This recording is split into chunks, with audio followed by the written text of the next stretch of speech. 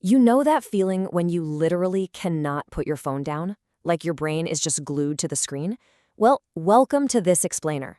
Today, we're diving deep into the invisible psychological mechanics that make these apps almost impossible to resist. We're tearing down the hidden architecture of the platforms we use every single day to figure out exactly why they have such a grip on us. Let me ask you this. Have you ever felt a phantom phone vibration? You know the drill. You feel a distinct buzz in your pocket, you instinctively whip out your phone, and nothing. The screen is totally blank. It's a bizarre yet incredibly common experience. And honestly, it just goes to show how deeply our nervous systems are now wired to anticipate a digital connection. Or hey, what about scrolling in the dark at 3 a.m.? You promise yourself, okay, just 5 more minutes before bed, only to suddenly realize, wow, 3 hours have passed, and you're still scrolling in the dark. Listen, if you've been there, you are absolutely not alone. So let's jump right into the hidden digital trap. And spoiler alert, it is not your fault. We beat ourselves up all the time over this, right? We feel guilty, we think we just lack discipline, but honestly, social media addiction isn't a lack of willpower. That is a total myth.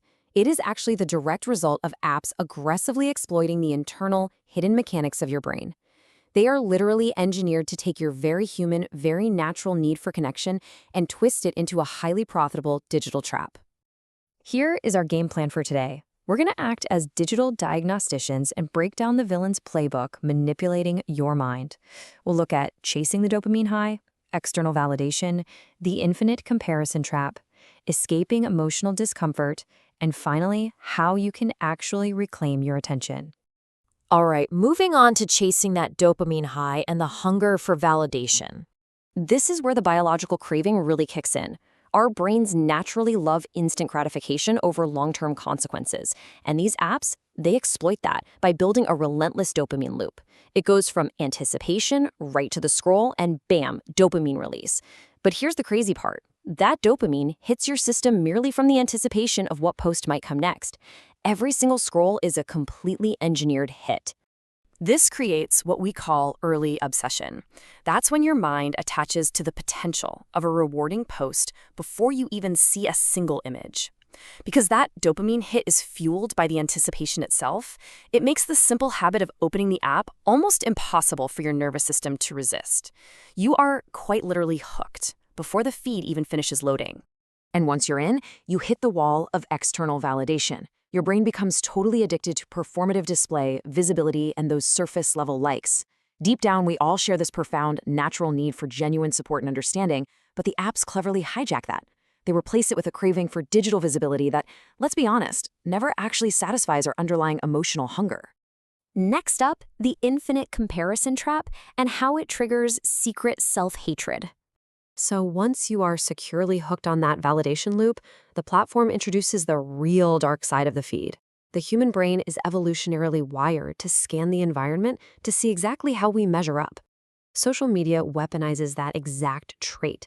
It feeds you an endless, algorithmically curated stream of people who appear richer, smarter, or more attractive. You are constantly forced to compare your behind-the-scenes reality, the messy, unfiltered truth, with someone else's impossible, highly edited highlight reel.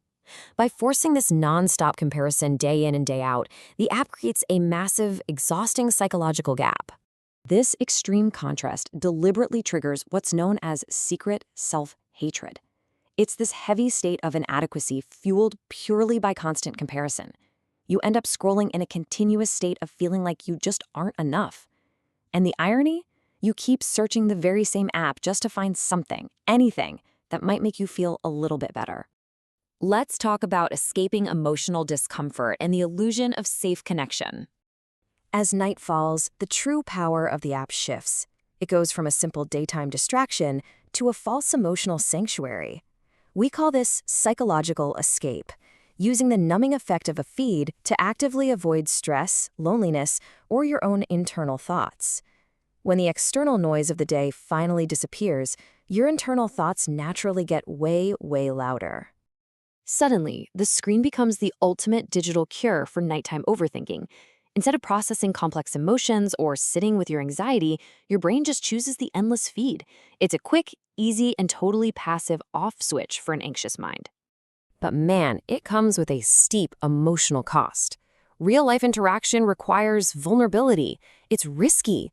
The app, on the other hand, tricks your nervous system into feeling socially involved without the fear of rejection. You are completely in control of your image. This creates a really vicious cycle. You crave deep connection, but you settle for the safe digital bubble, leaving you completely, physically isolated. Finally, let's look at reclaiming your attention and breaking those digital chains. So, how do we actually get out of this engineered trap and take back our mental space? Well, first, we have to realize that these apps enforce survival mode. We're spending all our energy chasing immediate digital hits, completely sabotaging our long-term personal growth. To break out, we have to shift from being a passive user to an empowered observer. The solution starts simply. You must recognize the unseen patterns. The moment you begin to see these invisible mechanics, the dopamine anticipation, the validation craving, the comparison traps, the nighttime numbing, you stop being a passive victim of their design. You shift into that empowered observer role, and you can finally start actively reclaiming your attention from the algorithms. Which brings us to our final question for this explainer. Now that you see the pattern, who is really controlling your attention? Seriously, ask yourself this tonight when the lights go out and your hand automatically reaches for that screen. Are you making a conscious choice, or are you just following their script? Thanks so much for tuning in, and we'll catch you next time.